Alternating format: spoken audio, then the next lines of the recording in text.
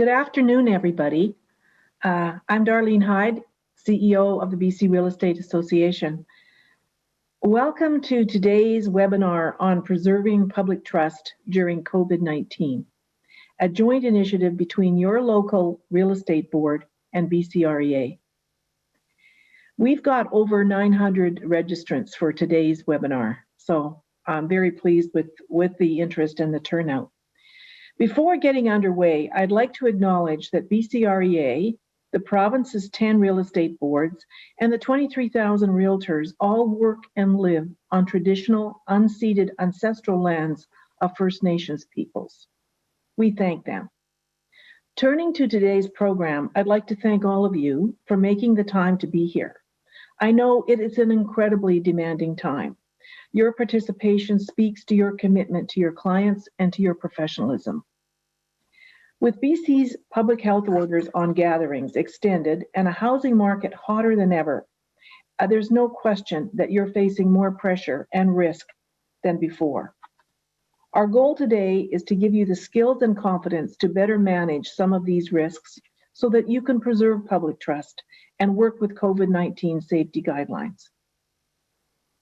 In terms of the takeaways from this program, you will hear from industry experts on the challenges and opportunities around preserving public trust during a pandemic and learn practical strategies for establishing and preserving trust during COVID-19. You'll also get direct experience in navigating real-to-life crisis scenarios. Looking at the agenda in more detail, we'll kick things off with a 30-minute panel and Q&A session on what realtors are experiencing on the ground, what industry trends are being observed by real estate boards, and what the Real Estate Council of BC is hearing from consumers. Then I'll hand things over to Ari Indyk, VP of Crisis and Risk at Edelman Canada, for a presentation on the importance of trust for BC realtors and some practical, functional guidance to mitigate these risks and preserve public trust. At 1:55, there will be a 5-minute break, and we will move into the tabletop exercise at 2 p.m. The tabletop exercise will challenge all of you to respond to an evolving and real-to-life scenario of realtor reputation risk by giving your own suggestions and using Zoom polling to vote on your colleagues' suggestions. The tabletop will be followed by a Q&A at 2:45 and will wrap up with closing comments at 2:55 p.m. Now, a couple of housekeeping items. As you know, this webinar is eligible for 2 hours of self-directed learning credits under the Professional Development Program. BCREA will submit your information to your member board. There's no further action needed from you. If you would like to submit questions during the Q&A periods today, use the Q&A feature at the bottom of your Zoom screen. So let's get started. Now, who is joining us today? We've got an incredible panel. Joining us today are the Real Estate Council of BC Professional Standards Advisor, Bruce McCoubrey, CEO of the Association of Interior REALTORS, George Greenwood, and Vancouver-Realtor and past REBGV President, Phil Moore. Welcome, everybody. Now, a little bit about these folks. As Professional Standards Advisor, Bruce provides assistance and information on practice-related topics for licensed representatives, in addition to answering questions from members of the public about the duties and obligations of real estate licensees. He is also a former trading services licensee with 10 years of experience in the Vancouver market. George was formerly CEO of the Okanagan Mainline Real Estate Board, which merged recently with the South Okanagan Real Estate Board at the end of last year to become BC's newest real estate association, the Association of Interior REALTORS. Before joining OMREB, George worked in the Canadian credit union system for 22 years, serving as a CEO for 3 different credit unions between New Brunswick to Saskatchewan. Phil served as a Vancouver police officer for 8 years before becoming a realtor. He's a current director with the Canadian Real Estate Association and has served as an REBGV director for 9 years. He's also past chair of the Realtor Code Committee. Since the beginning of the pandemic, he and his wife, Doris G., have carefully navigated over 100 transactions. So before we get started with the questions for the panelists, I just thought I'd kind of frame the discussion with a few comments of my own. There is a sense that it takes many good deeds to build a positive and a solid reputation, but it only takes one bad deed to undo it. So clearly, reputational risk is on BCREA's risk register, and this risk can come from many directions. Our sector needs to be seen as leaders on a number of fronts. Those fronts being anti-money laundering, customer service issues, COVID public health issues, diversity and inclusion issues, and many other issues that are important to the public. So this is a very, very timely conversation we're having today. So my first question is for George. My question to you, George, is your role at the Association of Interior REALTORS often places you at the intersection of realtors and the general public. I'm hoping you can start us off today by explaining why public trust is so important for realtors and how the pandemic has created challenges in maintaining that trust. So George, over to you. Thanks, Darlene. Welcome, everybody. Happy to be here today. As far as your question, I think the public trust is key because it's what's going to allow us to keep realtors relevant and at the forefront of every discussion. If public trust is lacking, the realtor relevance becomes less and less. People will look more towards automation or technology as a way of conducting real estate, but technology can't make you feel better. It cannot reassure you. It cannot demonstrate empathy, and it cannot demonstrate sympathy or any other human emotions. So the realtor is really the key in this, and the trust comes from people that they're actually speaking to, looking in the eye, even if it's through video conferencing. They're still being able to talk and read their body language. There's no piece of technology can do that. Only humans can do that. And we have to speak with a collective voice, and that's what we do here at the association of the 1,600 members we represent, to instill public trust, to help the realtor remain relevant in every conversation real estate related with their clients and the general public. Thanks, George. Great answer. I think we're better than machines, for sure. So my next question is to Phil. Phil, as an active realtor in a surging market, how have public health considerations generated both opportunities and risks when it comes to building trust with clients? What do you think realtors can be doing differently now? So thanks, Darlene. I think that being a realtor in British Columbia is much like being a hockey player in a Canadian market. We're really always under the scrutiny of the media and the public. We get blamed for money laundering, for the affordability crisis. So it's a reputation of professional risk, as you said.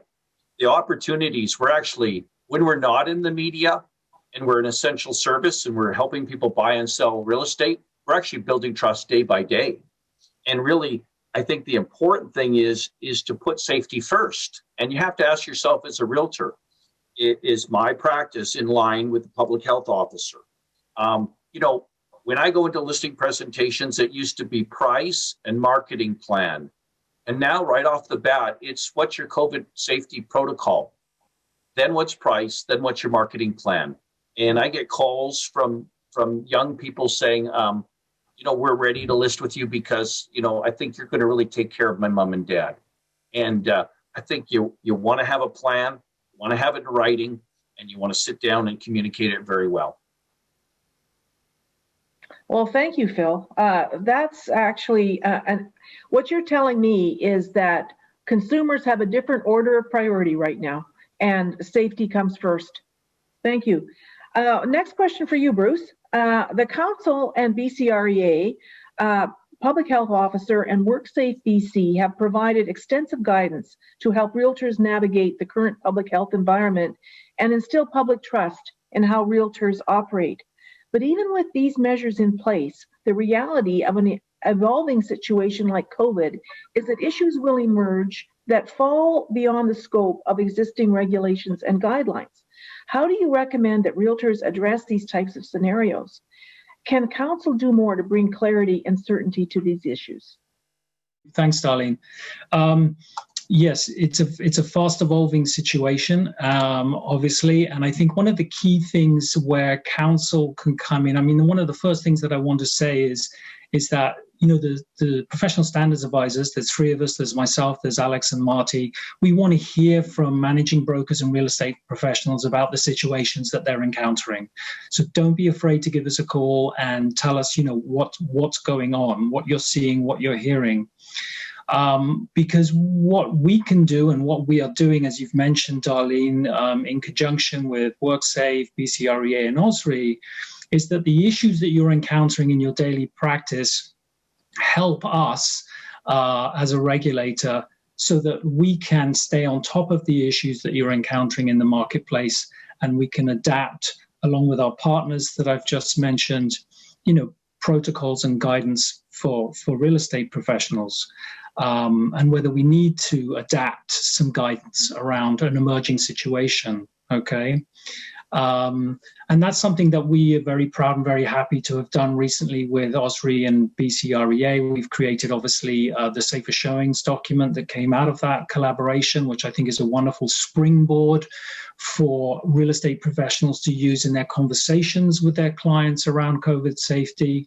But, you know, because we want to be sure that the guidance for real estate professionals is clear and consistent, and that obviously the public health directives are being followed.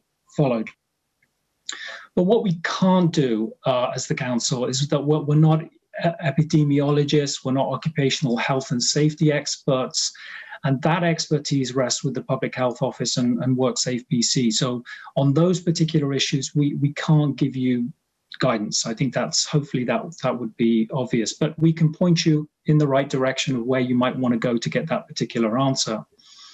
I mean, in terms of clarity, and I think that's such a good point, Darlene, and it's obviously why we're here today, is to try and get as much clarity as we can in certain areas. But I think, you know, in terms of where the regulator comes in, is that one of the most important things to be clear about is, when you're uncertain about how to act, is just to stop and think, okay, what are my fiduciary duties and who do I owe them to?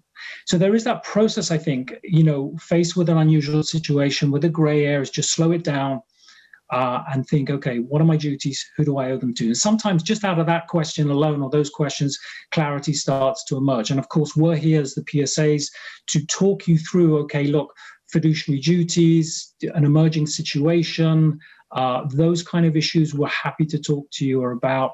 But where I think we can bring some clarity, and I think hopefully you'll see that today, is, okay, the clarity around, you know, what you should be doing and thinking in relation to your client and your duties to your client, which I think obviously are very relevant today.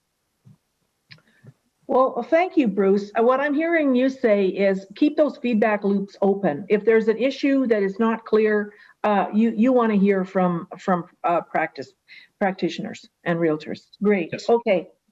Okay, I'm going to move back to George again for my next question. The reality is that there will be situations, intended or unintentional, where issues can occur. Your organization helps mediate disputes between realtors, and I'm wondering what advice or insights you can offer if there are any concerns about how a realtor is operating. How can this be done without damaging client and public trust? Thanks, Darlene. Yeah, our role is much more of a mediator. We are not a regulator in any way, shape, or form. So we encourage open dialogue among the members if they do have issues. Sometimes that doesn't always work, so we have to get involved a little bit more, and we'll do our best to try and play that mediation role and finding common ground between the people that may have issues. But more often than not, when people are called out with a specific issue, they'll acknowledge it and accept it. Everybody's human. We all make mistakes, and sometimes we're called out on those, or it's brought to our attention. It's not for nefarious reasons or anything like that. It's because everybody has a vested interest in the success of the profession and keeping that public confidence first and foremost. So again, we're the best people to remind ourselves when we're stepping over the line or offside in some of our rules and ways of doing business. So we encourage people to come together, talk through these things, because it's going to strengthen our profession as opposed to harming it in any way, shape, or form. And we encourage people to bring these issues forward because, again, as their association, we are not their regulator. We do not police these things. If they're not brought to our attention, we don't typically notice them. So really the success of their association is their success. And so we require their participation. And again, there is always instances where things happen. It's how we respond to those instances that really matter. It's fine to say, oh yeah, we made a mistake, let's move on. It's how we respond. People expect good service. Service is just getting what you've asked for. But what experience did you have when you were going through this? And people will always be forgiving, but it really comes down to how we respond to these situations where maybe we've stepped over the line or offside or haven't done as good a job as we should be able to. Thanks, George. You know, what I'm hearing is that by and large, people are forgiving. If somebody steps up and says, yeah, hey, I goofed, and I'm not going to do that again, people will give you a mulligan on that. It's the other approach that doesn't win votes, that's for sure. So Phil, I'm going to pivot to you. My next question: there may be realtors who are concerned that public health guidelines can affect their ability to do business. Have you found that adhering to these measures can impact deal flow? And what are some of the biggest challenges you've made on how to operate? Well, I'm actually going to say that realtors are caught between a rock and a hard place at times. Bruce touched on this a little bit, your fiduciary duty to your seller and getting the seller the most amount of money. And then also you have to look at what's in the best interest for the seller as far as risk and safety. And then there's the MLS system. It was built on the spirit of cooperation, and you've got all these buyer's agents that need to get their buyers through, and then take that, and around that is the public health orders. So these are challenging times for realtors. The changes that took place, there's changes that took place in the way we did business from December to February. In December, I could schedule showings by appointment every 30 minutes. I didn't have to worry about people getting out of their car and running in because I had a 30-minute timeline. But now I'm finding it's every 15 minutes, 6 hours a day, Friday, Saturday, and Sunday. It can be exhausting. And on top of it, the buyers and the buyer's agent, you need their numbers because you can't let them out of their car. You've got to text them when it's safe to come in. And what we don't want is people coming and going, and then people going for a walk and just hanging out at the front door or front of the house. All of a sudden, you got 12 or 15 people in front of your house, and you got the media there. I'm going to say that it's going to take more time, more patience, and it's more work. And I'm going to use an example of a managing broker who's on this call today and is listing in my area in Burnaby on a Pender Street. He co-listed it with another agent in his office. And during the showings, he had an extra helper from the office. So there was 3 people manning these showings. They had 47 offers and hundreds of people through, and it was not priced below market value. But that's how much demand there is. Our inventory is 42% less than it was a year ago. Interest rates are great. And so you're going to have to slow down, put in more time, and you're going to be doing more work. And I would say that there are times when you need to partner with somebody so that you can accommodate all of the flow of the people. It's almost like having a doorman at a nightclub. Right. So what I'm hearing from you is be prepared to put in more time, more patience, more work, and possibly partnering with people to get this done right. Thank you. Thank you, Phil. I've got another question for Bruce. The council plays a central role in helping maintain public trust in the realtor profession. From your perspective, how can realtors balance public health considerations while ensuring they remain effective agents on behalf of their clients? Thanks, Arlene. Yeah, I mean, I think the word effective agents obviously means a lot of different things. It's getting your clients home sold for the most amount of money. But an effective agent is also an agent who will sit down, particularly in this day and age, this COVID environment, and have that conversation, have a full conversation with the client and a discussion about the risks that they might encounter from hosting viewings or having, from if you're working with a buyer, from attending property viewings. So I think that one of the important things to remember is that being an effective agent means you have a duty to give your clients full information that is relevant to their real estate transaction. And so, at the outset of your relationship, you're having that frank and full discussion about risks, whether you're working with buyers or sellers. And I think that conversation builds trust, as we're going to hear or we have heard already. Your clients know that you're looking out for them, you're thinking about the risks to them, and that can only build more trust. So yeah, that full and frank discussion is a key piece. You want to have that as early as possible.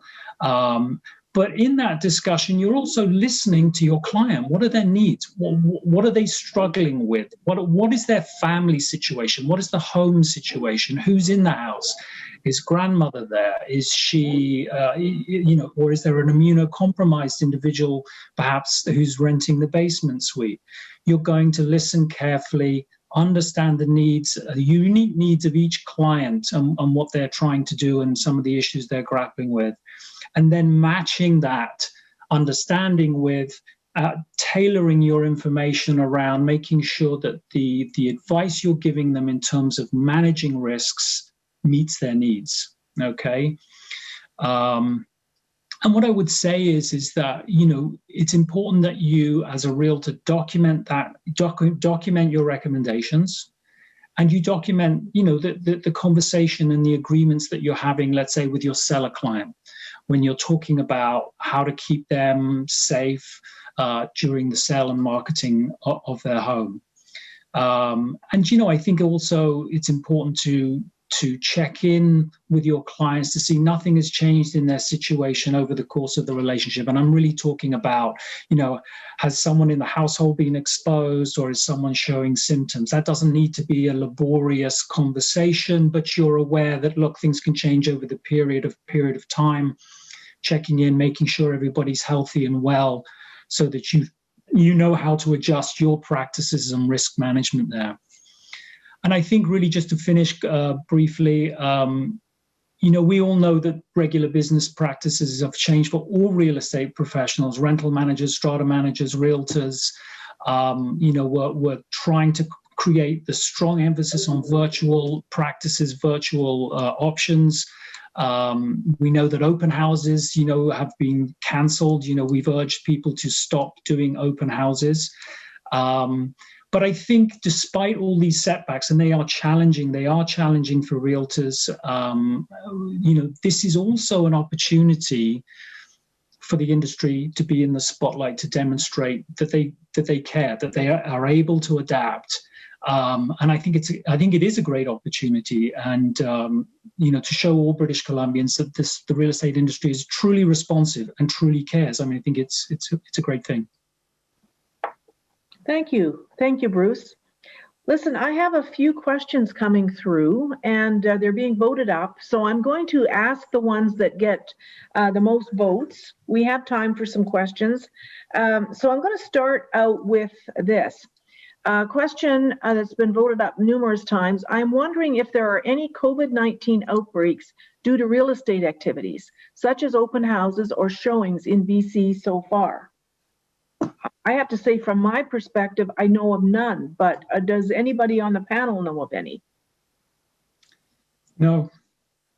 No, I'm hearing the answer to that is no, not to our knowledge. Unlike the trivia contest that was held at a local pub recently. So here's another question voted up frequently. It's quite a long question, but the essence of it is this. How do we make sure that properties are being exposed to the market properly before looking at offers? Due to restrictions, realtors are scheduling only certain times to show homes, but we're hearing that all bookings are full and buyers aren't able to see the homes they're interested in. So we have these time pressures and these volume pressures. Are there any thoughts from the panelists on how we make sure those properties get full exposure before we get into the taking of offers? Anybody on the panel? So I'll jump in because it's really frustrating. I mean, I work with buyers as well, and if you're only going to allow 20 people and I'm number 21, I'm going to be upset. in my business case, I schedule 3 days. I've got Friday, Saturday, Sunday, or Saturday, Sunday, Monday, and I'm there from 11 till 4:30, 5 o'clock. So you're putting in 6 hours every 15 minutes, and you can get through about 100 people. I mean, we really have to leverage IT as well. And the new tool is the Matterport, where you could walk through the house virtually, turn to the left, turn to the right, and you can screen your buyers if a listing has got that feature. I mean, we've gone from 10 photos to 20 photos to 40 photos to videos, but the Matterport really, the only thing is you can't hide anything because you can turn and see everything.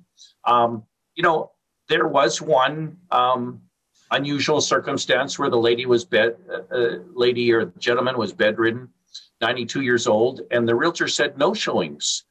Put your offers in subject to viewing. There was 11 offers. It was a street on Gravely in Burnaby. We happened to be the highest offer, and then we went through with our building inspector and we removed our subjects. I hope it doesn't get to that, but that's a unique circumstance where you've got someone bedridden. But really, I think leveraging the IT, I think the other thing to understand is that if I'm 3 days showing my property and one of my buyers is out, I'm hoping that that listing realtor will allow my buyer to go through. And I think that comes down to spirit of cooperation. We need to cooperate to get through this. And you know, for the most part, we've done a great job, and we're hopefully getting towards the end. Thanks, Phil. I think that's good advice. Here's another question. Kevin Skipworth. I really struggle to understand the need to have time in between showings to air out a property. If masks are worn, okay, I just lost that here. If masks are worn, doors and windows are open, and there is one group at a time, why do we need to have this? That's not a requirement in stores, offices, restaurants, or any other space where there is a flow of people into and out of an inside space. I'm wondering, Karen, do you have any, I know Karen's on this call, do you have any WorkSafe advice on this one? Absolutely, Darlene. What we're hearing from WorkSafe is that there should be an appropriate interval in between viewings. Where we're having some difficulty is really understanding what is appropriate interval, and certainly the communications that BCREA, the Council, and OSRI have put forward to WorkSafe is really highlighting some of those inconsistencies that Kevin has mentioned. Inconsistencies across different industries, but also across whether it's the PHO guidelines or WorkSafe or what we're seeing from, say, residential tenancy. So at this point, we don't really have a response, and what we continue to do is advocate with WorkSafe for more information so that we do have a way to provide some guidance on that. You may want to stay on, Corin, because it sounds like we've got some other kind of related questions coming up. Here's another question. What liability do we have as realtors if someone gets sick due to a property showing? Example, if a tenant gets sick due to a buyer passing on the virus, what could happen? I don't know that I can really comment on where the liability is going to come in there. I know from the point of view of E&O, there is no liability related to health concerns as part of your E&O coverage. Further to that, Bruce, would you have any thoughts? No, I was just going to mention the same point about errors and omissions. Don't really have any comment on that, simply because I mean we don't comment, or as a PSA I can't comment on liability issues anyway. So unfortunately I can't add much more to that, I'm afraid.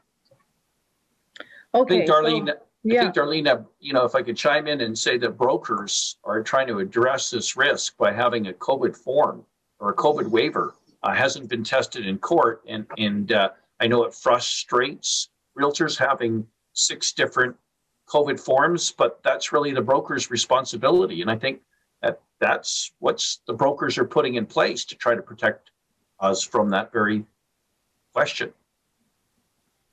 And Okay. Phil, that's a great comment, and certainly something that we've looked at the BCREA perspective, whether there should be a provincial waiver and where that comes in. And certainly the advice we continue to get from our legal counsel is that each transaction is different, and it really is up to the broker to look at it and figure out what makes the most sense for your brokerage and your regional area. And having a provincial form really doesn't make sense from that perspective. So we've got 5 more minutes for questions, and I've got a few here on the list. If a seller has COVID, how long before the home can be shown again? Well, I think, yeah, Go ahead, sorry. Bruce. Yeah, I think on that question, you've got to take public health advice. So you're going to speak to a public health nurse, you're going to dial 811, you're going to look at information resources like the Center of Disease Control website, which is excellent. There's lots of great consumer-friendly information there. But you're going to have to go straight to the, to get public health guidance. I don't know what the exact answer is in terms of days, and it may depend on the unique situation of that individual, what happened. So yeah, it's a public health question for sure on that one, I think. Thanks, Bruce. We have another question here. Any suggestions for addressing tenanted properties for sale where tenants refuse access for viewings due to COVID, with legal notice having been given? Any comments on this issue? Well, I think, Darlene, you guys put out a good piece, and it was a great suggestion, and that's having the owner sit down with the tenants and break them the news that, hey, I'm going to need to sell my property. You know what? But that's not reality. The owners call us and say, Phil, I'm going to list with you. Talk to the tenant, you arrange it. Real estate's negotiating and mediating, and I've got a tenant occupied property. I can only show it once a day because he doesn't want more than one family. He doesn't want more than 2 people in at a time. And every time I go through, I have to spray their hands in front of them. But that's the relationship that I created with that tenant. And that's a matter of sitting down and working with the tenant. I always put safety first, even with the tenant. A lot of times I'm called in for an evaluation, and Mr. and Mrs. Jones, your landlord's given me your number. He'd like to get an appraisal. And I'm going to come over. I'm going to wear a mask, going to sanitize my hands before I come over. But I just need to come through and appraise your house. And then when I get there in person, then I drop them the news. Oh, by the way, I'm listing the house, and how are we going to work this out? I know that realtors are frustrated, and I know Bruce took a lot of calls at the beginning of January from tenants because they didn't want to show it. But it's a matter of negotiating with that tenant and sitting down with them and involving the landlord. Yeah. Yeah, and I'll just make it just a couple of quick comments. Thank you, Phil. Phil makes good points. I mean, again, it's about the realtor sitting down with the seller client and just talking about what's your relationship with the landlord. What's your relationship with the tenant? Have you told the tenant you're selling? If you had a conversation about showings or any issues or restrictions around showings, do you want to have that conversation with your seller landlord client? And then you get an opportunity, hopefully, to have a conversation with the tenant and get their side of the story and figure out, okay, is this consistent with what I'm hearing from my client? And can I build a good relationship here? Can we create a showing schedule that's going to work? So you're going to be speaking to both the landlord and the tenant, but obviously mindful that your duties are obviously to your seller. Your fiduciary duties are to the seller, not the tenant. We have, and I think we do still continue to get a lot of frustrated tenants calling us looking for help. That sort of peaked in January, and it seems to have tailed off somewhat. But there's definitely frustrated tenants, and they're upset and they're angry if they feel that their considerations are not being considered. But one of the things that I did notice on the residential tenancy website last night is, and it's not for me to comment on Residential Tenancy Act issues, you have to go, call the residential tenancy branch, see what the legislation says about what you can do in terms of a tenant refusing access. But I saw it on the website last night that a tenant could refuse access if it was deemed unlawful or unreasonable. Now, I don't know what that means. I don't know what unreasonable means, but what I'm just pointing you towards is go and have a look at the residential tenancy website. There's lots of good information on there, and you can speak to them and see what the tenants' rights are versus landlord rights. Well, I think we've kind of reached our time limit in terms of the panel and the questions. So I want to thank everybody on this panel, George, Phil, Bruce, and thank you for joining us, Karen. And thank you to those who submitted questions. We were able to get through a few of them. We will attempt to answer the rest if we can. And so at this point, it's over to the next part of the webinar. And I'm going to hand things over now to Ari Indyk of Edelman for the next part of today's webinar. Thank you again. It's been a pleasure.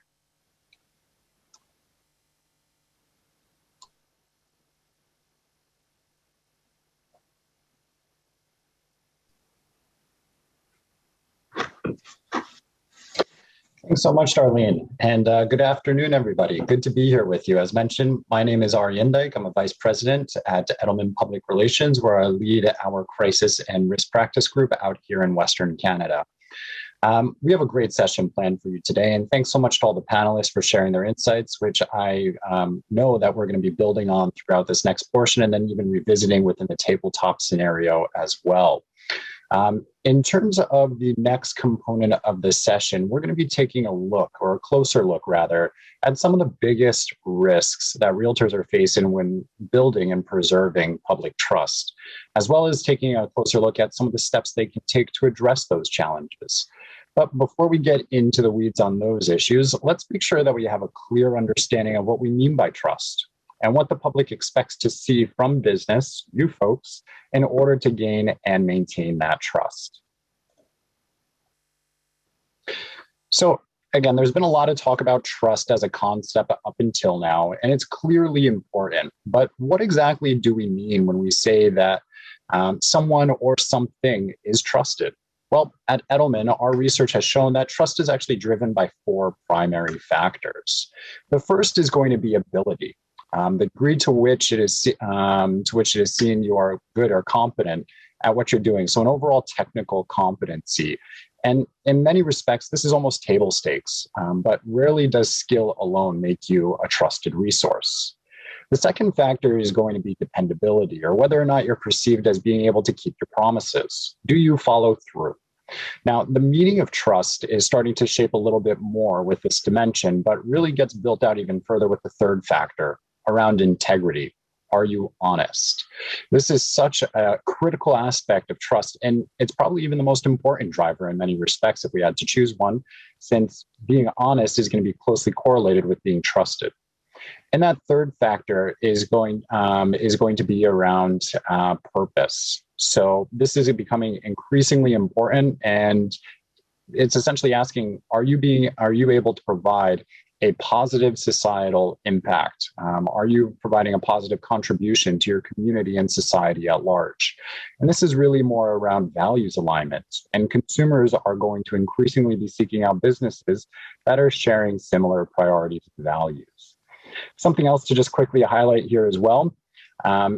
As mentioned, technical proficiency, table stakes, and it really only accounts for 25% of what we would term as a trusted relationship. The remaining 75% is being driven by less concrete, hard skills. Again, this shouldn't be too surprising if we think about it. Not everyone who's a proficient practitioner is going to be trusted. There's a lot more that goes into it. But it's also important to underscore and understand the limited role and benefits of technical expertise and how much you need to consider these other softer elements, if you will, when you're seeking out public trust. So taken together, these are going to be the factors that we see as driving public trust, which is ultimately going to be a spectrum. Some folks or organizations are trusted more or less than others, but it's important to keep these fundamental building blocks of trust in mind throughout today's discussion to help guide approaches and reinforce that trusted relationship. Now, I don't want to make this a data-driven presentation, so just bear with me a moment as we look at some figures, but really wanted to begin to, as we understand the factors that are driving public trust, also wanting to highlight some relevant findings from recent research that our firm has conducted around and it will add an important layer of context to this discussion. So just for background, the Edelman Trust Barometer is our firm's annual study around the state of public trust in our key institutions, public and private sector, media, and NGOs. And this year we surveyed 33,000 respondents across 28 markets, including 1,500 in Canada alone. And we've been doing this study for the past 21 years. And what we found this year was a crisis in leadership and a very clear misalignment between public expectations and performance of leaders, including within the business sector. So that includes government leaders, CEOs, and religious leaders are not trusted to do what's right at this time. Instead, we're seeing Canadians look to experts and those that are local, like folks in their community or subject matter experts as well, to help tackle the issues that are going to matter to them most. So what can be interpreted from this data for realtors when it comes to building public trust? Well, for starters, you may be more trusted presenting yourself as a subject matter expert, someone who's knowledgeable, and a member of the community that's going to be equally concerned about health and safety issues. Another interesting point to note here is there's already steady support in my employer CEO, which also may give a bit more perspective on how your managing broker, for example, could be potentially leveraged to help build trust with stakeholders. There's also the reality, as I referenced just before, that there's a deep divide between public expectations and business performance. Just a quick word here that an astounding 50%, or nearly half of Canadians, feel that business leaders are purposely trying to mislead people. Similar numbers for government as well. And that's a real difference between what societal leaders say and what they can do in order to address this level of mistrust. So recognize that when you are engaging with your clients, you might be facing a bit of a trust deficit. And it'll be incumbent upon you to find ways in order to work through that and build trust through a number of different measures that we'll be covering through the session today. Another key takeaway here is around the importance of information hygiene, which the study defines as, first of all, consuming news, but also verifying information to avoid echo chambers and also to avoid amplifying or sharing unvetted information. And so compounding all these issues that we're seeing around trust is that the vast majority of people simply don't know how to best manage their own information diet. And this year we started to look at it a bit more, and we found that this is a significant challenge in that it is proliferating mistrust into the public sphere. So according to the data, only 20% of Canadians would have what we call good information hygiene, which raises serious concerns around the volume of unvetted information that's making it into the public space, as well as it's being consumed, disseminated, and contributing to widespread misinformation. This is going to present a significant challenge, but also an opportunity and a responsibility for realtors in terms of establishing themselves as a trusted source of information. Your clients may be getting information from a number of different sources, and it'll be incumbent upon you to help steer them towards credible sources of information, which will obviously help inform approaches to things like showings, contracts, and the like. And the last point that I'll highlight is that business is expected to do something about all of this. This is not something where you can turn your head, bury it in the sand, or say it's somebody else's problem or an issue that belongs to another institution like government or media. In fact, what we're seeing is that when government is absent or ineffective, people are expecting business, such as yourselves, to step in and fill that void. So 65% of Canadians agree that CEOs or business leaders more broadly should be stepping in when government does not to fix societal problems. And 69% believe that these leaders should be holding themselves accountable, not just to their direct stakeholders or a client in this case, but to the public at large. And it's clear that business continues to be expected to play a leading role in addressing societal problems. So for realtors, again, this is going to offer a very strong concrete indication of what are the public's expectations, where there might be a little bit of ambiguity when you're navigating the current environment to support your clients. And they're expecting you to take charge. And granted, you're not going to have all the answers, but even stepping into that void is going to help direct them towards the appropriate sources of information, or perhaps setting up protocols that are informed and thoughtful that are going to demonstrate you are prioritizing their health and safety.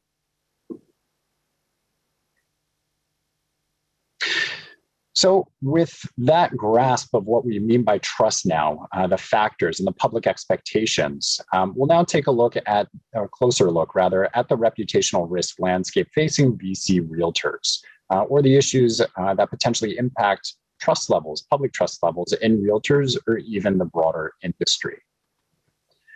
So the first risk we'll take a look at is heightened public scrutiny. And Phil did a great job of encapsulating this during the panel, but the reality is that realtors are operating at a complex intersection of issues and interests, ranging from challenges associated with affordability in the region, you've got money laundering in the Cullen Commission, as well as just being able to properly support your clients on a day-to-day basis in a highly regulated sector during a pandemic.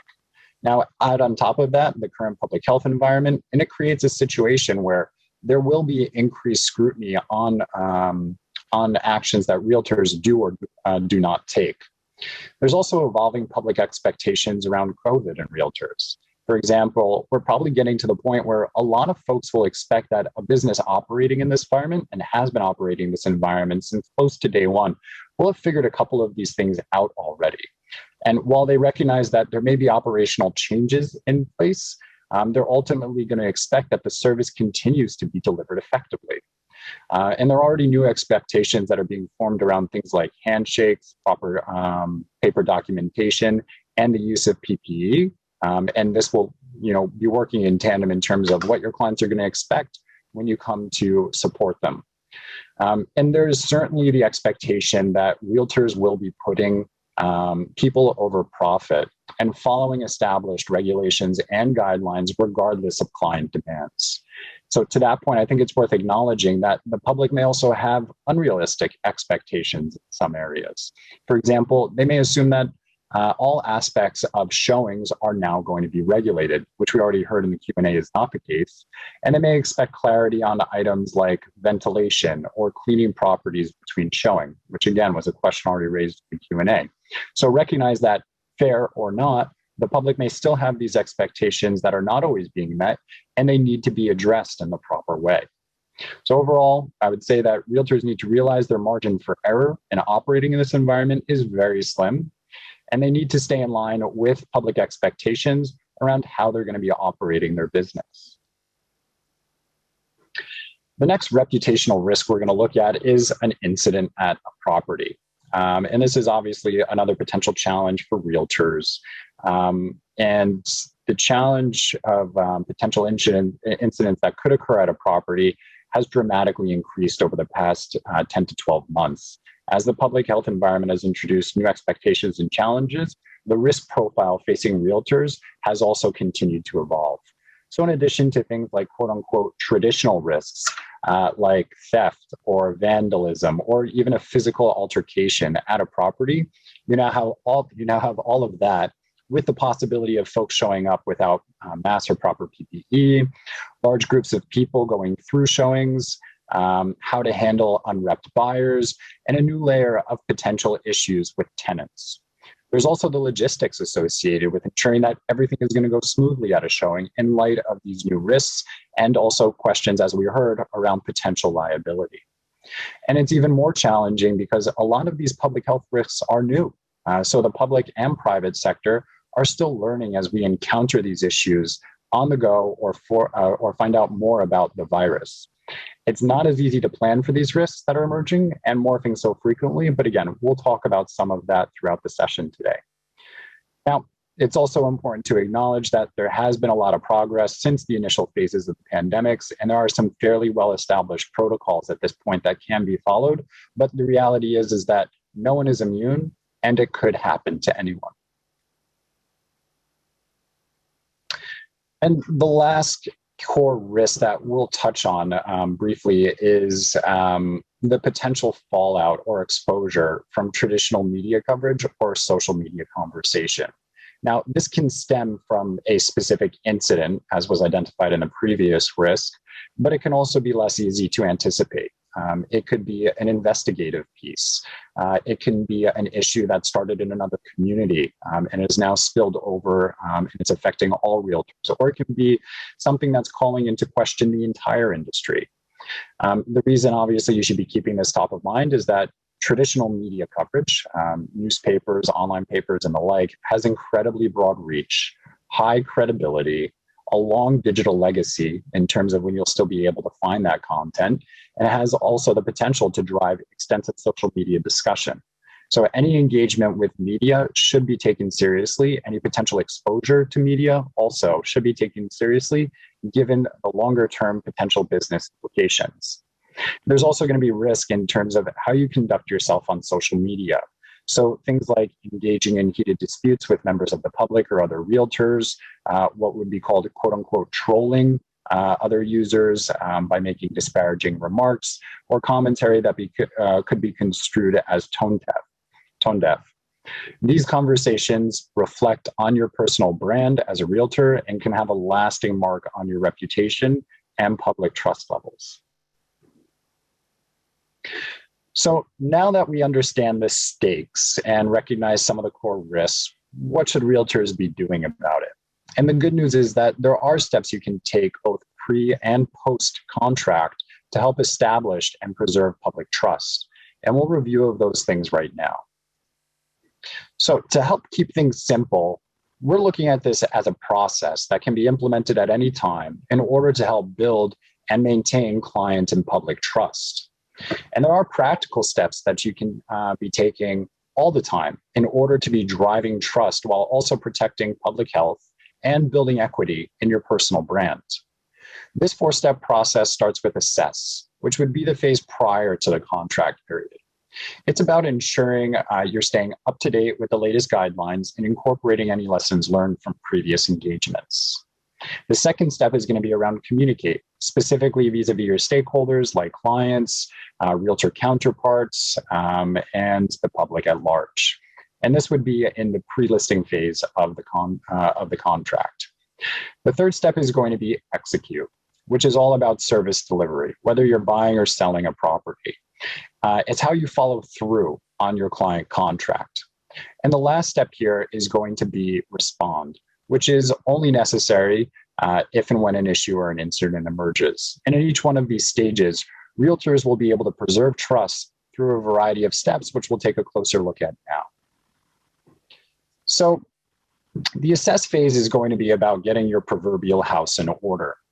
Health orders continue to evolve, new industry guidelines from the council and BCREA, as well as general trends in your industry and community. So taking a look at things like, have there been outbreaks lately in the community, or even exposure at the building where a unit is located that you're listing or going to show. It's important to stay on top of all of these developments to ensure that you're going to be prepared to address them with a client proactively or reactively. Industry associations, like we heard from George earlier today, really help realtors stay on top of this type of information. So make sure that you're reading those emails from your local real estate board. Make sure you're following the news in your community and know how to clarify any aspects or questions that may come up.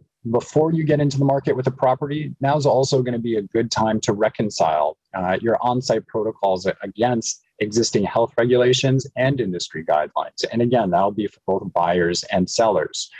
Certainly when you're going to be responsible for showing a property, but even when you're bringing your client to potentially view a property, make sure that they understand what's going to be expected of them at the property. Make sure you're having an open and transparent conversation about that as well. But again, think about all the pieces that you're going to need to have in place prior to even getting to that point. And then based upon the findings of whatever review that you do, identify and plug any potential gaps. Do you need additional PPE? Do you need to update contracts to address potential issues related to liability? Do you need checklists that we heard about earlier as well from the panel? How about logs for contact tracing buyers? Do you have those ready? Lots of these resources are going to be available to you, but make sure it's all prepared in advance and that you can confidently state that you meet, if not exceed, public health and industry guidelines. The next step is going to be to communicate, which comes during the pre-list phase of an engagement. So this is the phase where you start clearly addressing expectations around public health considerations. The conversations should be proactive, transparent, and geared towards identifying a mutual understanding and ultimately reassuring your client that you have the appropriate measures in place to address public health needs and concerns. You'll want to ensure everything that you agree is going to be documented. Again, another great point that we heard from the panel already today. And this isn't a conversation that you should be trying to shy away from. And it's also not one that you should let a client bypass just because they might be less concerned about the public health impacts. Having all this ironed out ahead of time is of mutual benefit.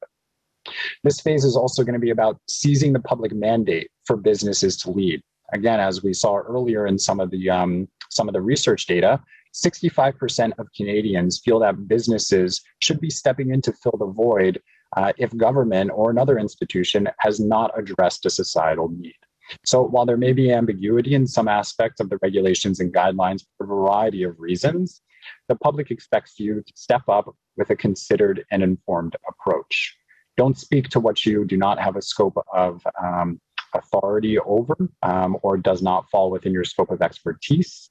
But certainly even being able to let clients know, that's a great question. Let's clarify that with counsel and BCREA, or that's a great question. We might need to think about that from a legal perspective, or whatever it's going to be. Anticipate these questions. Make sure that you're prepared to address them.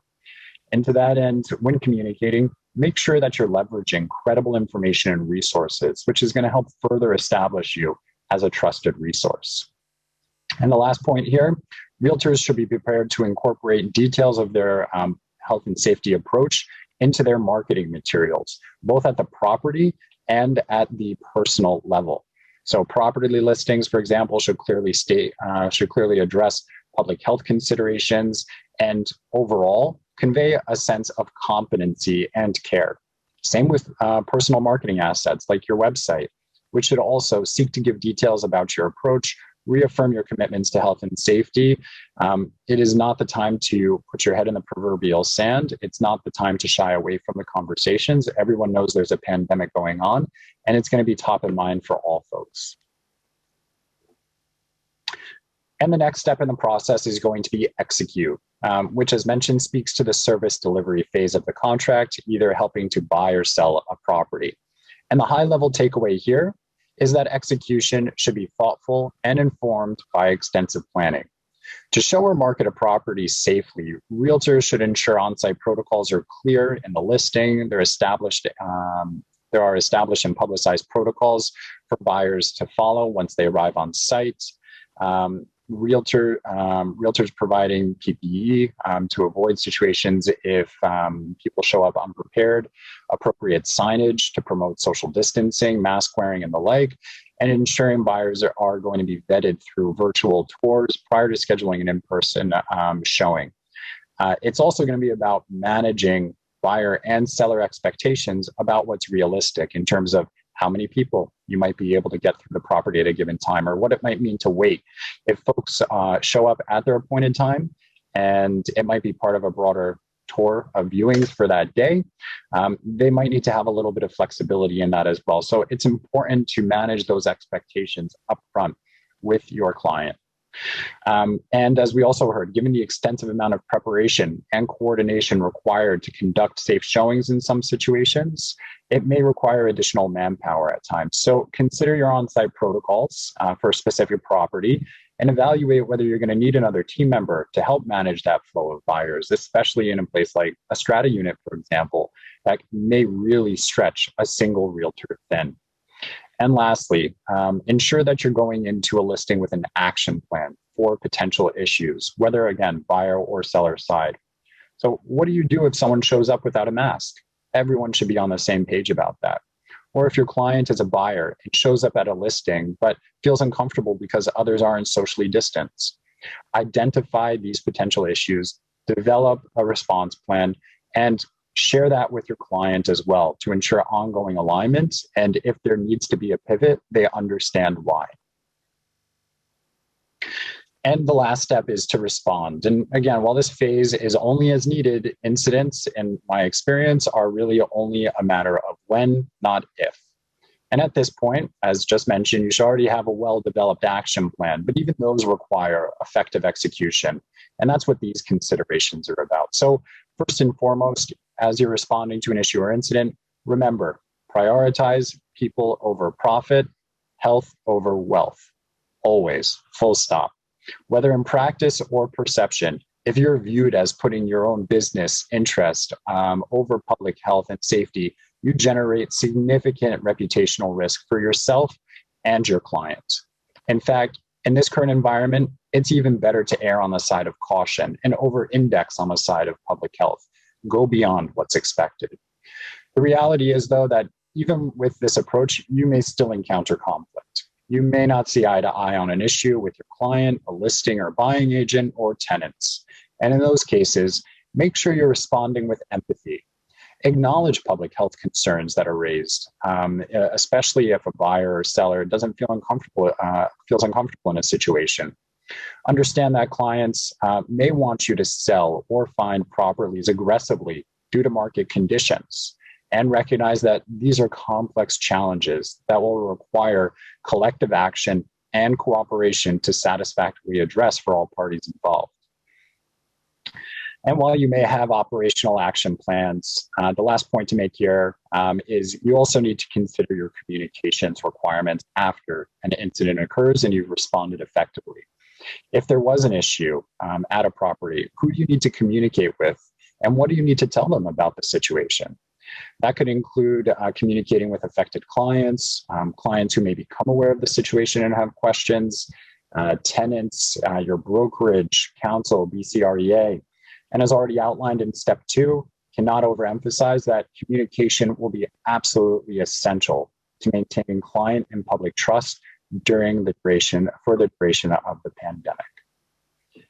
So with that, I know we're about an hour in at this point to the session. So with that, we'll take a quick break. We're going to regroup here in 5 minutes for a tabletop exercise where we're going to put into practice a number of the concepts and tools that we reviewed up until now. So thanks very much for sticking with us, and see you back here again shortly.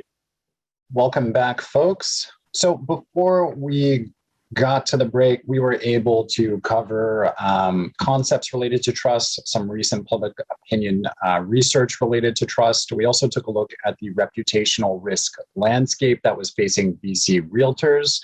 And we also took a look at a risk management framework or a process, if you will, of different steps that realtors can be taking throughout the life cycle of client engagements in order to mitigate risk and to build public trust with clients and other stakeholders. So with all that under our belt now, we're going to dive into a bit of an exercise where you're going to be able to put into practice a number of the concepts that we've covered up until now. So the simulation is going to be driven through Zoom. What I'm going to do now is just run through a couple of high-level guidelines that we should all be keeping in mind as we go through this simulation. First is, obviously, lines muted. There will be also a Q&A that will follow this session, so any questions you may have had during the presentation portion or this tabletop, please make sure you're tracking them and log them to the Q&A, and other participants can be voting them up as well, and we'll be addressing those afterwards. Second piece here is please do not get bogged down by the operational details of the tabletop. It has been vetted, and we've made sure that it's going to be as operationally realistic and as real to life as possible. That being said, there's always some nuance, and ultimately, the intent of this simulation is to put forward ideas for consideration. It's to show how reputational risk can really come to life for realtors in a realistic scenario. And it's also to have a discussion around the response options in terms of what's a preferred path forward and why. As the polls come up, we're going to ask folks to choose one option for how they would choose to proceed in that given circumstance.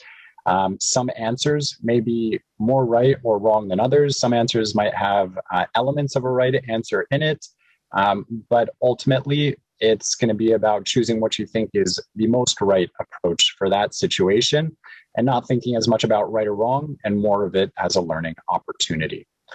So with that being said, let's hop into the scenario where we'll establish the baseline before looking at a variety of different injects that will escalate the situation and require us to use a number of the different reputation management concepts that we have covered earlier. So the first baseline scenario is it's Friday, February 19th at 9 a.m. You are a Victoria-based realtor talking to your managing broker about a new listing you secured.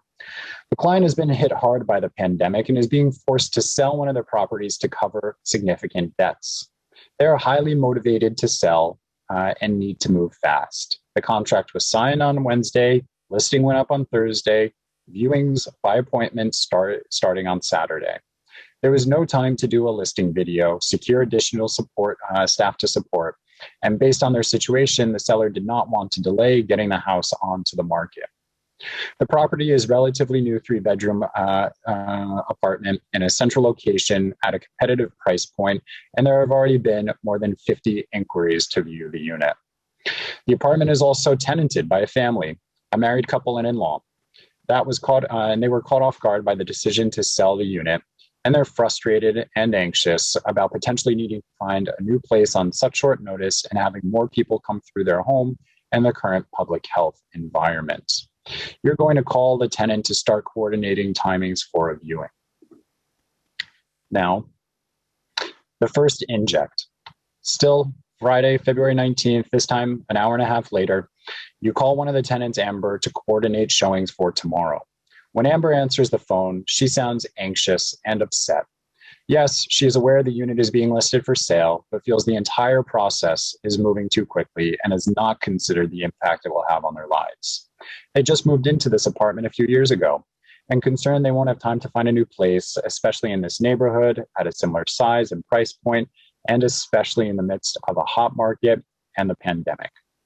She also explained her husband recently had his work cut back and the family was deeply uncomfortable with anyone coming into the apartment because of COVID. Her mother lives with them, and she's older and has a compromised immune system. Overall, Amber wants to review what safety protocols are going to be in place for the showings and if there was any way to give her family more time. How should you respond? All right, this is the first decision point. We'll walk through the response options together. We'll throw the poll up onto the screen. You'll have a chance to vote, and then we'll have a quick discussion around it. So how do you respond to the tenant's concerns? Is it A, be professional and focused on coordination around showings? You owe a fiduciary duty to your client who has a right to sell their property and has been clear about their timeline. Or is it B, advise Amber you'll talk to your client about postponing the viewings by a week to let everyone get a bit more ready. We'll also give you time to develop a virtual tour, funnel inquiries, and secure additional support. Or is it C, let Amber know that you'd also be happy to provide a reference to her family and let her know if you hear of any potential rentals. Or is it D, acknowledge Amber's concerns and let her know the property may not even sell or the buyer may want to continue renting out the unit, so she may be worried for nothing. Best to diffuse this situation so everyone is more collaborative moving forward. All right, polls up on the screen. I'll hold off until we hit something close to a critical mass. I see folks have already started weighing in. That's great. And by the way, this is completely anonymous. It's all aggregated data, so it's not going to show up. Your vote is not going to be showed up tied to yourself, and we'll only be able to see percentages. There we go. We'll give it a couple more minutes. Folks seem to already have thought about it. Lots of folks weighing in. All right, we're almost at 2/3, at which point I'll open up the polling results. Oh, folks are still weighing in. And again, recognize there might be correct elements woven throughout a couple of the different options. So really, it's just about choosing what you would do in this situation, and we can have a bit of a discussion. So as you can see, the winner in this one would be According to the audience here, A, to be professional and focused on the coordination, owing a fiduciary duty to your client, they have a right to sell their property, and being clear around the timeline. We're also seeing a large percentage of folks advising that you'll talk to your client about postponing the viewing by a week to let everyone get ready. It will also give you time to develop a virtual tour, funnel inquiries, and support. The other two options, less so. In this instance, I would agree there's a bit of a blend between A and B. I think you cannot shy away from the facts in this instance, but as we discussed earlier, empathy is going to go a long way. And even if you do not believe that your client or the owner at this point would be open to postponing the viewing, it also gives you the opportunity to show you're trying to collaborate and you're reaching out and you're trying to find a cooperative solution. Obviously, it would also provide you with some benefits as well in terms of being able to help funnel buyers a little bit more effectively and get the additional supports in place that you might require. So I'd probably be leaning actually towards B in this one, although certainly framing it from an A. Again, the key here is you want to be showing empathy and approaching it from a space of collaboration. All right, so that's inject number one. We'll keep moving along. Inject number two, viewing issues. We're now at Saturday, February 20th at 1:20 in the afternoon. So several viewings have gone well. Groups are limited to 2 people, up to 20 minutes per viewing, with time in between for sanitizing and ventilating the apartment. People waited in their cars, arrived at pre-appointed times, and must use PPE when in the unit. All this was discussed with the owner and the tenant in advance of the showings and agreed to in writing. Things are going smoothly until the next group shows up early on foot and enters the lobby to wait because it's cold outside. They're a group of 4. 2 of them are not wearing masks and their realtor has not yet arrived. A few minutes later, another couple enters the lobby. They rent a place across the street and are interested in buying in the neighborhood. They were just passing by and want to know if they could view the apartment too. As you're escorting out the current appointment, another couple through the lobby, Amber, the tenant, approaches and asks to speak with you. She's visibly upset with the number of people congregating in the building, the lack of distancing and masks, and says it's in direct violation of what you had agreed to. She wants you to do something before, quote unquote, there's a problem. How do you manage this situation? All right, it's our second decision point. We'll run through the response options, then we'll throw up the poll onto the screen. So how do you manage the situation at this point? Is it A, tell everyone to hang tight while you call the public health officer and counsel for guidance on how to handle the situation? Is it B, cancel viewings for the remainder of the day? Call your client, explain the situation, and let them know you don't feel comfortable with the risk. Is it C, ask that everyone here to view the apartment, wait outside until your current appointment is finished, and then you will come speak with each group directly? Or is it D, acknowledge but ignore the tenant's concerns? The lobby will be cleared within 10 minutes and viewings can continue. Okay, we will start the polling here. Okay, spoiler alert, there's a pretty strong consensus amongst the audience. Just waiting for the last couple of votes to trickle in. Okay, let's take a look. All right, as you can see, pretty strong consensus around option C as the preferred path forward, which would be to ask everyone here to view the apartment, to wait outside until your current appointment is finished, and then you'll come and speak to each group. I would agree. That's probably the most effective way forward at this point. So rather than talking about why that is right, we might want to talk about or flag a couple of other issues with a few of the options that were put forward. So option A, for example, to tell everyone to hang tight while you call the PHO and the counsel for guidance. There's some concerns around there. One, they might not be able to provide the answer concretely. And 2, these are some of the things that probably should have been thought through in terms of a response plan, or that you should come prepared to speak with, or at least anticipate. So that could indicate perhaps a lack of competency. I'd also say that option D, to ignore the tenant's concerns, which I'm encouraged to see did not get a lot of traction, would not be the appropriate approach. Again, we need to acknowledge those concerns. We can't shy away from those conversations. And even if you think this situation could be wrapped up within a couple of minutes, it's still important to have that dialogue. And option B, to cancel the viewings for the remainder of the day. It feels a bit premature at this point, although when you folks see the remainder of the simulation, you might have wished that you canceled the viewings for the rest of the day. But at this point, probably a little bit premature, and also speaks to the overall sense of competency and that you should have been planning for a lot of these potential scenarios well in advance. So we'll stop there and we'll head on to the next element of the scenario. And the next inject, social media pickup. We're at Saturday, February 20th. We're at 3:30 p.m., so about 2 hours after Amber had approached you, the realtor, in the lobby. At this point, Amber took a picture of people congregated in the lobby and used it to publish a Facebook post about her family's situation and what transpired during today's viewings. You're in the picture, which has already started to gain traction with hundreds of likes and comments. Most users online are expressing shock that this was allowed to happen.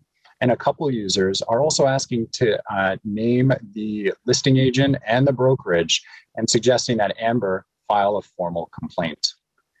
What should you, as the realtor, do? All right, decision point number 3, let's run through the options, then we'll put the poll on. So is it option A, don't do anything yet, just keep an eye on conversation online and see if you're named directly before engaging?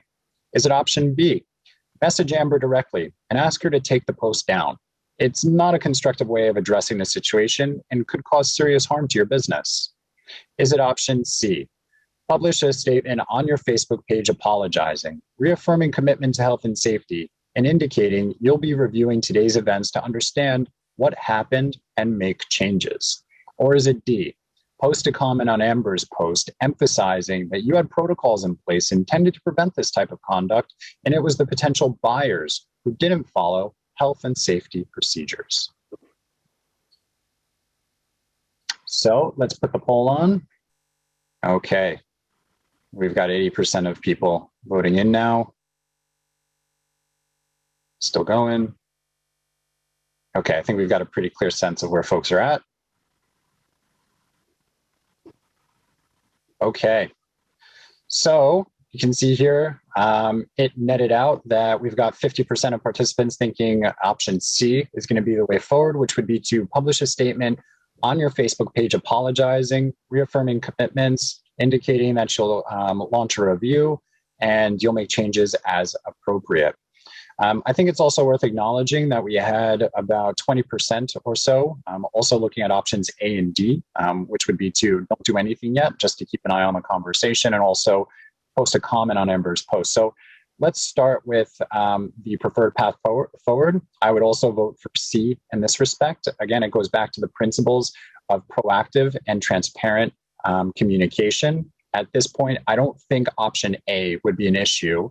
The post from Amber has really started to get traction. I think we had over 900 likes, dozens of comments. It was pretty inflammatory in terms of what was being posted. And even if you aren't going to be named directly, this is about taking accountability for the situation, especially because you're featured in the picture.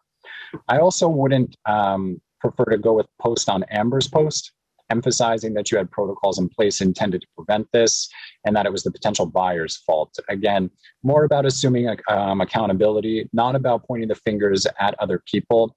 That could potentially be a direct response to how did this happen and why didn't you have protocols in place if you were being pushed on it. But in terms of an overall statement about how you would likely want to position around it at this point, it's going to be a statement along the lines of C. You may want to think about actually posting that statement as well within the thread on Amber's post to make sure that users see it, as people might not yet know to check your own Facebook account. So anyway, I would say that probably C with the preferred approach, maybe with a little bit a mixture of D in terms of where to actually publish it as well.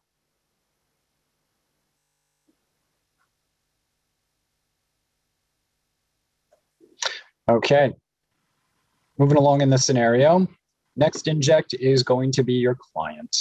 So your client is calling. This is about within the hour of Amber's post going up. So the client calls, someone sent them a link to Amber's Facebook post, and they are furious. They accuse you of giving them bad advice and not being better prepared. They're upset at the negative publicity and want to be a good landlord, but they're under financial hardship and have to take advantage of current market conditions.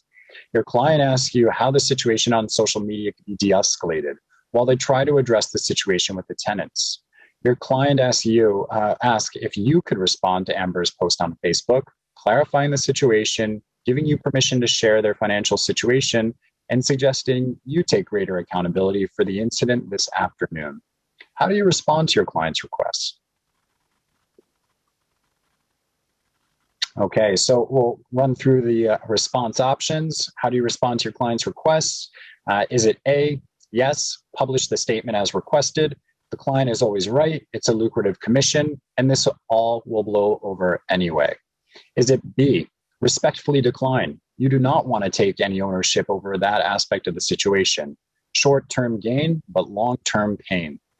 C, suggest the statement comes from the client instead, so it is viewed as more credible. Or is it D, agree to publish a statement on the client's behalf, but push back against the suggestion you had anything to do with the expedited timeline? Let's put the poll on. Let's see how you folks are feeling. Okay, got lots of people weighing in. A bit more of an even distribution between response options. Okay, we've got about 2/3 of the people have weighed in. Give it another few seconds. So we're seeing the preferred course of action would be option D, to agree to publish a statement on the client's behalf, but push back against the suggestion you had anything to do with the expedited timeline. We're also seeing 30% though suggest that the statement comes from the client instead, so it is viewed as more credible. I'm glad not too many folks felt that the statement should be published. I think we've throughout the session today spoken about the importance of communication when it comes to building and preserving client trust, and just blanketly taking a request like this from a client doesn't consider the longer term potential implications on your reputation and trust with other clients. So I would also be favoring options C or D in this respect. I don't think I would put forward C as the preferred course, since I doubt the client would come up in this. So it's more like, if a tree falls in the middle of the woods and no one's there to hear it, what's going to happen? So are folks really going to be seeing the statement that's coming from the client at this point? Because you probably would have already responded in some shape or form in the previous inject, you might already have a baseline statement out there that could be updated to further reflect some of the sentiments from the client. And at the same time, you're going to want to push back against certain elements that you do not want to be taking accountability for. So if the public is really focusing at this point on how the family is being treated, and why isn't there more time to push them out, and it was really the client that was driving the timeline in this respect, again, there's some areas where you should be looking to draw a line and not just be taking what the client is asking you to say and putting in your statement, since that's your reputation on the line too. Next, inject. You're 15 minutes deeper into the scenario at this point, and now you're managing broker calls. Acme Brokerage has been identified in social media chatter as the listing brokerage for the apartment, and several of the brokerage's clients have already reached out to express concern. They have questions about the brokerage's health and safety policies and want to know how a situation like this could have happened. Your managing broker indicates she's very concerned about the potential public fallout from this incident and wants to know how you think clients should be addressed at this point. So looking at our response options, how should client inquiries be handled? Would it be A, you send a note to all your clients about the situation, knowing they may have concerns if your name emerges in connection to this incident? Or is it B, talking points should be circulated to all brokerage realtors so they are prepared to manage any conversations with their clients as needed? Is it C, managing broker will send a message to all brokerage clients explaining the situation Again, reaffirming the brokerage's commitment to health and safety and inviting any clients to reach out if they should have any questions or concerns. Or is it D? Managing broker should call back brokerage clients individually who have reached out to have conversations with them that address their unique concerns. Put the poll up. All right. We've got about 50% of participants have voted at this point, up to 60. Still a lot more votes coming in, so we'll give it a few more seconds. All right, I think we're slowing down a bit. And we've hit it about 80% of participants. That's a good sample. Send the poll there. We'll share the results. And you can see that we're fairly evenly split. Or not evenly, sorry, 50 to 35, but still two potential paths forward here. We've got C, the managing broker, to send a message to all brokerage clients, explaining the situation, reaffirming commitment, and inviting any questions or concerns. We've also got the managing broker to call back brokerage clients directly to have individual conversations and address their unique concerns. It's interesting because there are elements of the right answer in both C and D. And I also don't know if we have all the information that we would need from this scenario in order to make a final determination. And that would be the number of clients that have reached out versus your total number and how likely you think this is to get onto their radar.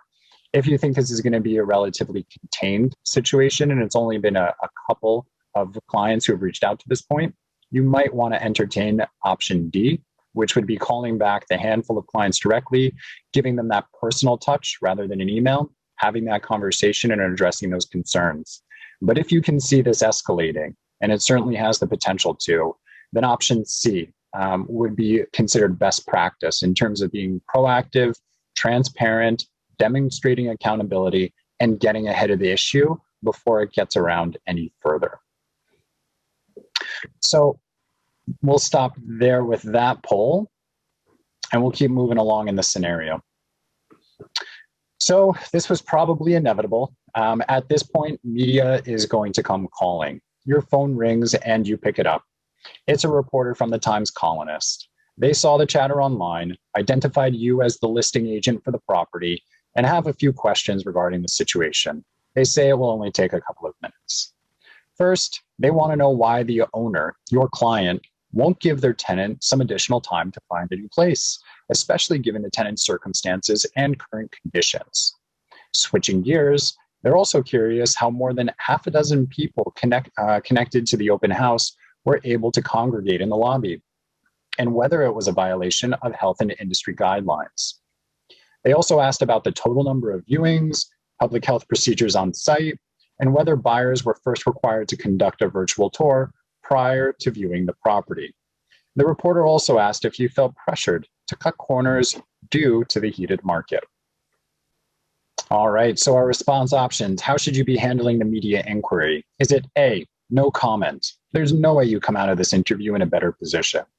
Is it B, tell the reporter you have strong health and safety protocols and the people who showed up in the lobby were unannounced and did not follow procedure? Is it C, let the journalist know you're in the middle of something, ask if you can get back to them a little bit, and get their contact details? Or is it D, take full accountability for the situation, apologize to tenants for any impact, and indicate you and your brokerage can and will do better moving forward? I'm just launching the next poll here. Okay, this will be a good one. We've got some different opinions here. All right, we've got 75% of people weighing in. Give it a few more seconds, and we will end the polling there. Let's share the results. Okay. So pretty evenly spread against B, C, and D, which is great because I'm sorry for the folks in option A, no comments. My professional opinion would be that would never be advised. Even if you're not going to come out of an interview in a better position, you almost will because you're engaging and you get an opportunity to tell your side of the story. When you're contacted by media, especially on an issue like this, recognize that the story is going to be written one way or another. It's just whether or not it includes a line that the reporter reached out to the realtor for comment and they did not receive one, or that this is the realtor's position. And if there's going to be that information vacuum and no one is speaking on your behalf, someone will take that role and speak on your behalf for you. So I wouldn't encourage a no comment response in this respect. So if we are going to respond, what should we be saying? Seems like the leader here was option B, to tell the reporter you have strong health and safety protocols. People who showed up in the lobby were unannounced and did not follow procedure. I think that's part of a response. But as noted in an earlier inject, when we're saying that, hey, we did everything we should be doing, and it was those folks who had a problem, it's shifting responsibility and it's shirking accountability. And as we spoke about earlier in the presentation as well, a lot of these elements should have been thought about beforehand. And there's also the public expectation, warranted or not, that realtors would have thought through a lot of these different elements before undertaking an open house. So I wouldn't suggest that is the core part of your message, although you might want to subtly work that in. I'll also hop down here to option D, where it's taking full accountability for the situation, apologizing to the tenants and indicating you can do better. I also think that's part of a potential response too. I get a little bit leery around full accountability, since there are some things that, again, as discussed in an earlier inject, you might not want to take responsibility for. Things like the aggressive timeline, which was really being driven by your clients. So again, while it might be a bit of a gray area, I do think that there is an opportunity to apologize or convey regrets, and certainly to indicate that you'll be learning from this incident and moving forward. My preferred recommendation at this point would be to buy yourself a little bit more time. Certainly you can't take too much time. The reporter is going to be on a deadline and they will look to get out this story as soon as possible. But it's also quite reasonable to tell a reporter who's calling you unannounced in the middle of the day that you're just in the middle of something. You want to speak to them about this situation. You can get back to them in a little bit and make sure you get their contact details, including their email. In these days, I don't know if you want to put forward a spokesperson initially. On a situation like this, you might, but there should certainly be a discussion with managing broker, if you're part of a brokerage, about who that spokesperson should be, and also whether or not you want to handle this one as a written statement instead and email it. So there's not the opportunity for words to be minced, for nuance to be lost, or for messages to be convoluted. So it's an appropriate way to make sure that you're thinking the situation through and you're aligning with all your stakeholders before you make a rapid off-the-cuff comment to media. And now on to the next inject. #CancelAcme. So we're at Saturday at 7 p.m. Someone shares a link to the Times columnist story in a local real estate group you belong to on Facebook. The story is not flattering. It paints realtors, brokerages, and the broader industry as skirting health and safety guidelines in the hunt for higher commissions, and it questions why agents are not better prepared at this point. The story is picking up steam online, and a friend sends you a screenshot of a post sharing the article along with the #CancelAcme. How should you be responding? All right, we'll run through the response options quickly and put on the poll. So how should you be responding to the online chatter and the threat of cancel culture? Is it A, ensure the public hears your side of the story? Issue a statement on social media clarifying the expedited timeline was driven by the client and the group of individuals that gathered at the property were in contravention of health and safety protocols. Is it B, hunker down? There's no speaking reason with the mob, and anything you say will only add fuel to the fire. Consider closing down your social media channels temporarily as well. Is it C, engage counsel and threaten legal action against any user that makes defamatory statements against you? Or is it D, the brokerage and realtor issue a joint statement acknowledging the situation and articulating your position? The statement could be shared across digital channels as appropriate. And let's get your thoughts on how we should move forward. We've got about 2/3 of folks weighing in right now. And we'll just leave it up for a couple more seconds. We still have a few more people polling in. Okay. On the poll, and we will share the results. And we've got a clear winner here, option D. which would also be my preferred course of action. So let's just talk through some of the other response options, and then we'll get to D. You certainly want, in A, you certainly want to ensure that the public hears your side of the story. You've issued an earlier statement likely, so this would be a subsequent statement. But again, my concern here is really the focus on deflecting responsibility when, again, there's probably the public expectation that you could have or should have done more. And also, as we spoke about in terms of the mitigation measures, having an action plan for these types of situations, having that open dialogue with your stakeholders, it's just not coming through in that type of messaging. Option D would be the equivalent of no comment. You could, it's at your own risk in terms of hunkering down, and you likely won't speak reason with the quote unquote mob, but at the same time, it's important to communicate your position and your side of the story, or someone else will do it for you. Wouldn't resort to legal counsel at this point. You may want to consider engaging legal counsel so you can start to talk through the situation and understand what's your potential liability and exposure. But certainly talking about legal action at this point makes you come across as incredibly defensive and combative, and you're not even sure who you would be threatening. So it seems a bit scattered at this point and really escalates things even beyond where they are.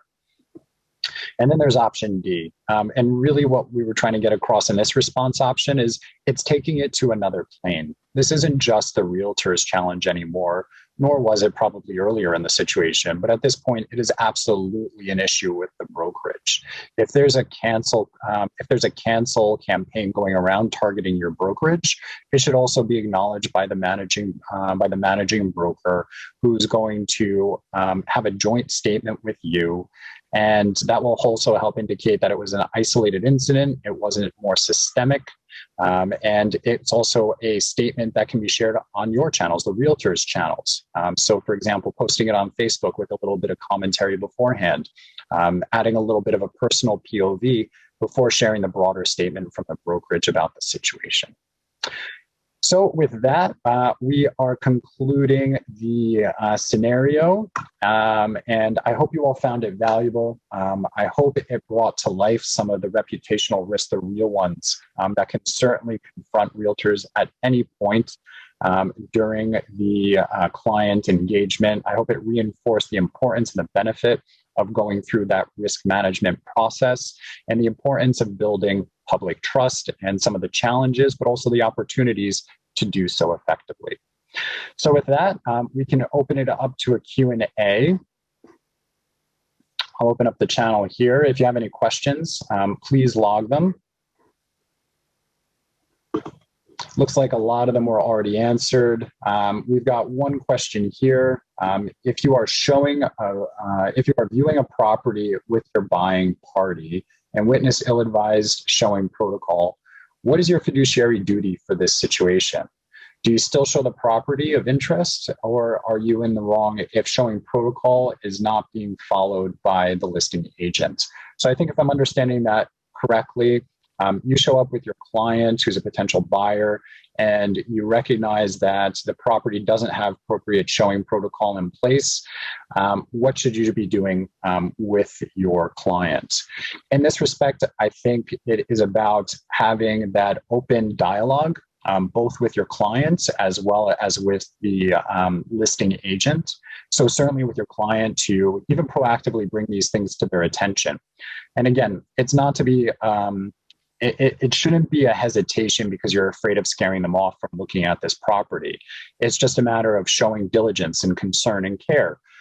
You can point out that you notice that things aren't, how you were led to believe they would be based upon the listing, the protocols that were identified in the listing, conversations that you've had with the listing agent, and say, this is what we expected when we showed up. Here's what we're seeing. How do you want to proceed, Mr. and Mrs. Buyer, in that respect? It could also be an open dialogue with the listing agent, approaching them and saying, hey, this is what we saw in the listing in terms of on-site protocols. Here's what we're seeing in practice. Can you let us know what's going on? Is it possible to do X, Y, and Z to ensure that my clients and myself feel comfortable moving forward? So I would say that's your first action, to have that dialogue, to be open, proactive, transparent, to use credible information, and to make sure that you're coming across or demonstrating really empathy and care in your approach and not putting profit above people. Harry, is it okay if I just add something now? Yeah, absolutely. Hop on in. Is that Bruce? Yes, it's Bruce. Yeah, good question. Yeah, I think just to add to Ari's comments as well. I mean, obviously, when you're taking your buyer's client through, if you see that maybe a key protocol is missing in regards to how it may be keeping people safe or not safe, you want to give your consideration to your client. Look, is it safe for me to continue to bring my client here? Maybe we should retreat. I'm noticing people in the property without masks. You want to speak to your buyer, ask them how they feel about this. Probably to be prudent, depending on the type of the property, the spacing between people, the flow of people in the property. You might want to turn to your buyer and say, look, there's a couple of people here who are not wearing masks. I've just noticed. How do you feel? What should we do? And you might want to advise that they retreat and come back another time. But I think that buyer's agent could also speak to their managing broker and say, look, we were in this property today. The agent clearly was remiss in not insisting on masks, or there was this or that issue that we noticed. Perhaps you could pick up the phone to the other managing broker, let's say the seller's brokerage, and have a conversation and work out, okay, look, how do we manage, or how can the brokerages manage, or in this case, the seller's brokerage manage the situation better so that all those protocols are buttoned down, basically. Great points, Bruce. And it's good to know that there are other avenues and other stakeholders who can also be engaged in order to address these concerns. Looking back at the Q&A as well, there's a question about standardized protocols and forms. Unfortunately, I cannot address that. I don't know if there's someone from BCREA or the council who wants to hop in on that one quickly. I can jump in on that one. In terms of standardized forms, as I sort of mentioned in our initial comments, BCREA does have a notice of consent and acknowledgement form, but we do not have any sorts of waivers, nor do we have very prescriptive protocols on what is appropriate. You will see the document that we put out, and I believe there's a link to it in the chat, that speaks specifically to the safe protocols that we've put out as BCREA, OSRE, and the council to try and provide that additional guidance, but we won't be going further than that. We do understand, though, that most of the brokerages and most of the managing brokers have put that out already, and would really recommend that you do have those conversations with your managing brokers of how to move forward. Fantastic, and thanks for jumping in on that. Just looking at some of the other Q&A, so we've got one here, people over profit, health over wealth are great points, but how about health restrictions, limitations, overriding fiduciary duty to buyers or sellers? I'm going to tread carefully here. I think Bruce or others might be able to speak better to the fiduciary component of this, but from a reputational perspective, I would say, or even ask, whether or not observing, adhering, enforcing, promoting, adherence to health restrictions and guidelines would not be in the fiduciary interest of a buyer, since you're thinking about representing their best interest, which also includes mitigating their risk. And as we've just seen, as we walk through this scenario, clients can also get wrapped up in these types of situations, and it can have a lasting impact on their reputation, but also their ability to action that property. So if you think about, if there was an incident at the property, what does that mean for other folks going back and looking at it? What does that mean for its market value, the number of buyers who are going to come through, the timelines?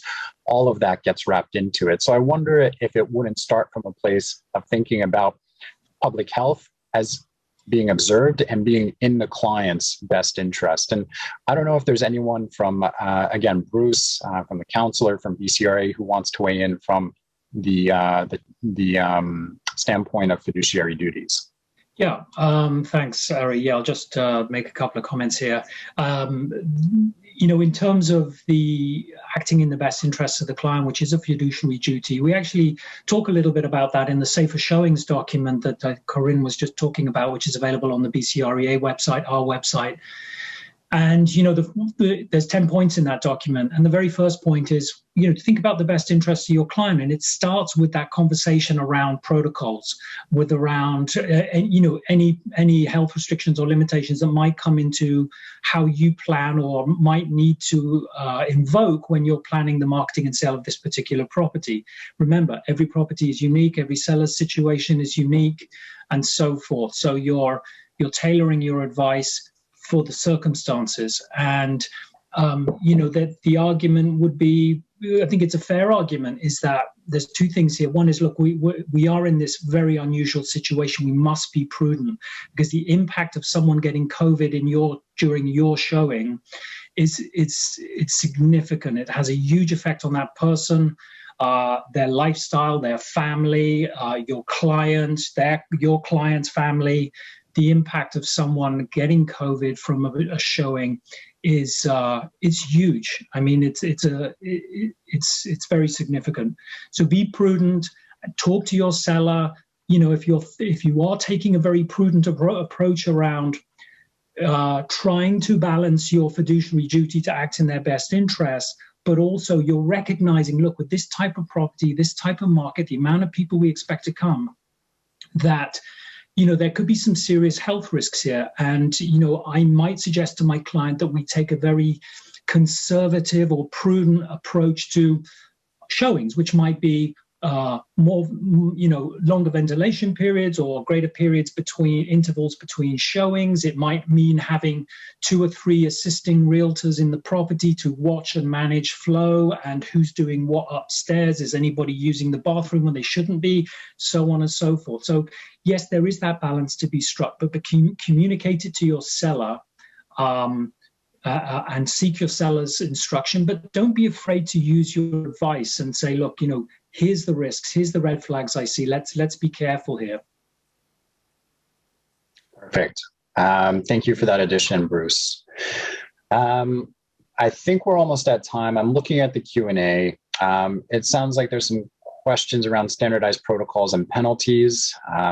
It's a bit beyond my scope. I'm just seeing here if there's anything else more reputation oriented. I do see one comment that I'll just pick up on, and then I'll probably look to wrap it up. And that's around all feedback from showing should include the managing broker at all times. Managing broker that can then discuss this with other managing brokers. I just want to call that out as an excellent point. Would certainly say that there's learning opportunities from everything realtors are seeing out in the field. All of that should be laddered up, both from a reputational risk perspective to ensure that your managing broker understands what does the risk landscape look like facing his or her team, and also to ensure that there's information sharing across the industry, and would certainly advise managing brokers to have those touch points and those connections, since, as was alluded to earlier, an incident at one property can affect the way other properties perform, or even the reputation of that brokerage or the entire industry. If you think about a single incident in a community, what's that going to mean for other properties that are being shown in that community? Other buyers and sellers will also likely have questions and concerns about what's happening. So it's important there's that information sharing behind the scenes. And certainly if you start to see multiple incidents at properties cropping up in different markets, what that could mean for the broader real estate industry in BC, and raising questions about level of preparedness. And certainly it could draw the scrutiny of regulators, government, and other stakeholders that might look to take unilateral measures. So just wanted to call that out as a last consideration here. Sorry, I was just going to say we've got lots of really great questions and comments. We will be taking them back and reflecting on them. We won't be able to answer them all today, but we do want to just thank everybody for the questions and the excellent comments, and we will be looking at taking them and seeing what we can do with them. Perfect. And with that, I'll wrap up on my side. I'm not sure if anyone on the BCREA side wants to add any final comments, but from my end, thank you so much to all the participants who stayed with us. I know it was a long session today. Again, I hope you found it of value. If you have any questions, please don't hesitate to follow up with BCREA. I'm also happy to stay in contact with them as well and answer any other questions that you might have after having a chance to digest and process the session further. So thank you again.